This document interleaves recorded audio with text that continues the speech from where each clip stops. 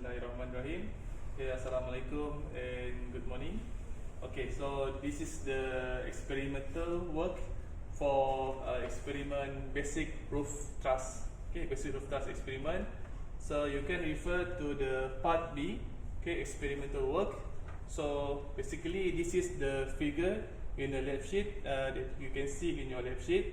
So this is the 60-degree apparatus. So let's go to the real equipment. So as you can see here, this is the truss. Okay, this is the actual truss that you're going to use for this experiment. And then we have the important part here. First is the dial gauge. Okay, you can see in the dial gauge. So basically, we can set this dial gauge according to the forces. So before we start the experiment, we have to make sure that we set it to 0. Okay, we set it to 0, then we can proceed with the experiment. So this is very important to avoid the zero error. Okay, and then this is the part, okay, where we can set the angle. Okay, if you can refer to the depth sheet, okay, the next page here. Okay, this is the next page. You can see the angle here. Okay, you can see, for example, in here, this is the first hole is set for 30 degree, the second for 45 degree, and then the third one for 60 degree. Okay, so now we set it at 60 degree because we are going to conduct the experiment for the first one, which is figure 5a. We set at 60 and 60 degree. Okay, and then this is the part where we can hang the sample. Okay, so this is the load that we're going to use. This is the weight hanger that we're going to use. Basically, we just need to clip, okay, the sample in here to see to lock it. Okay, so this is how you put the hanger. Okay, so if you want to do the experiment, just put the weight load here, and then again you will hang the load inside. Okay, inside the hanger. Okay, until you hear the click sound. Okay, so this is how you do the setup. Okay, that's all for the introduction. And then another one is you have to make sure this is the part where you have to make sure it is sliding, because when you give a load here, this structure will expand. Okay, the structure will expand, and then you will have a reading for the dial gauge here. But if you lock it, then you will stop the structure from stretch. That's why the data will not be accurate. So you have to make sure this is sliding. Okay, so this is for the introduction. Okay, so for the real experiment, so you may refer to task 7. Okay, so for the task 7, you will see we will have the applied load, and then this is the member 1, member 2, and member 3. Okay, so basically we will apply 10, 20, 30, 40, and 50 Newton. Okay, so this is the load we're going to use. It's the 10 Newton load, it's written here, and then this is the 20 Newton load. Okay, you can refer here. Okay, so basically for the member, we can call it, this is the left one, member number 1.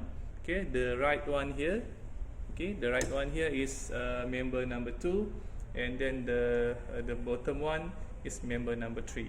Okay, so let's start our experiment. Okay, now I put the 10 Newton load. Okay, so before we forgot, so please make sure if you can zoom here. Okay, now the load is not at 0, so we have to make sure it's 0 first. Okay, to avoid the zero error. Then the other one, this one, make sure it's at 0 before we start. Okay, so everything is in 0 position. Okay, so we can start the experiment. Put the 10 Newton load. Okay, until you hear the click sound. Okay, now you can zoom at the reading this member number 1.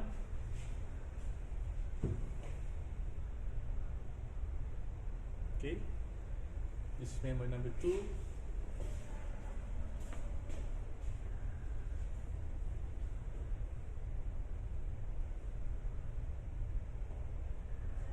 Okay, and then this is member number 3.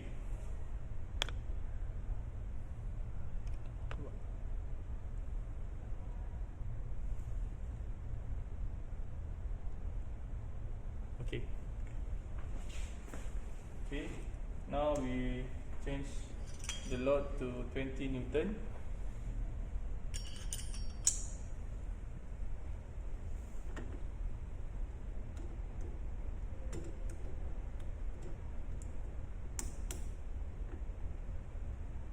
Okay. Member number 1.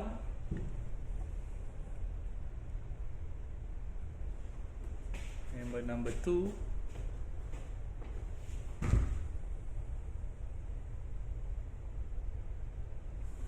And member number 3.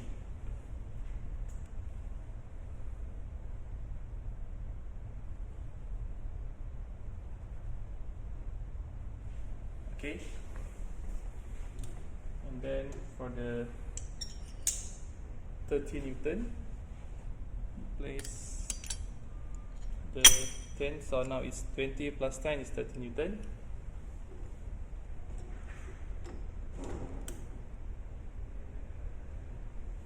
Okay, member number 1, member number 2,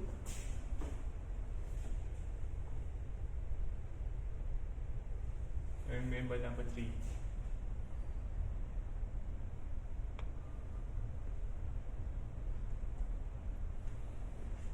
Okay, and then for the 40 Newton, we combine the two set of 20 Newton load.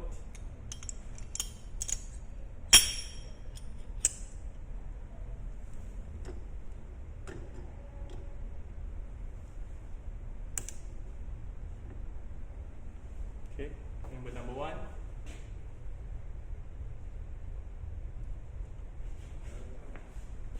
Member number 2.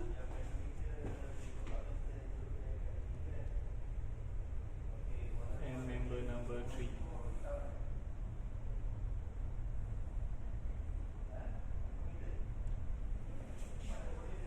Okay. And then the last one is for 50 Newton. So 20, 20 and 10 Newton. So it's 50.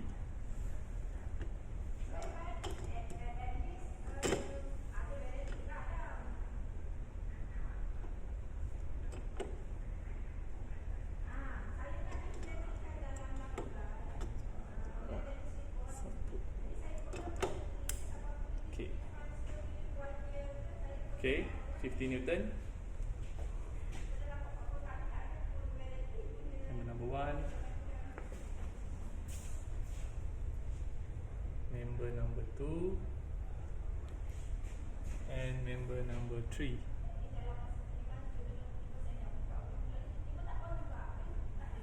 Okay, so that's for the 50 Newton. Okay, so now I want you to see the value. Okay, you can see from here. Okay, basically if we the value here, when we push it, okay, it will go to the positive, but if we stretch it, okay, it will go to the back. So we go to the back. See, stretch. Now we stretch it, going to the back. If we press, going to the front. Okay, we push, going to the back. Okay, so that's how the dial gauge work. Okay, thank you. Okay, so for the dial gauge, let's see how it works. So if we compress, then we can see it's going to the positive value. Okay, but if we stretch it, it's going to negative value. Okay, so if we zoom it a little bit, okay, this is the now I stretch the bar. I stretch it, see, going to the negative. But if I compress it like this, it's going to positive. See? Okay, it's going to, if we press it, it's going to positive. Okay, so that's all. Thank you.